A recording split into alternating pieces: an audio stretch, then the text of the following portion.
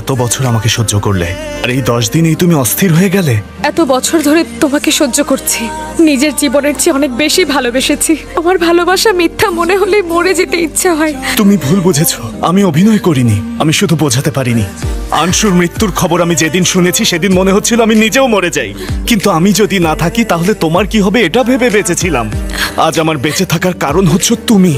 বিয়ের আগের বা পরের প্রেম চোখে দেখা যায় না শ্রাবণী, প্রেম একজন আরেকজনের হক পালনে বোঝা যায়, একজনের আরেকজনের প্রতি দায়িত্ব পালনে বোঝা যায়। আর এসব আমি এই 10 দিনে তোমার কাছে শিখেছি।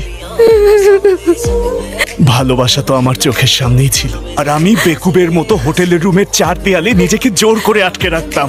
যাকে ভালোবেসেছিলাম তাকে ভুলতে জানি না কতটুকু সময় লেগেছে।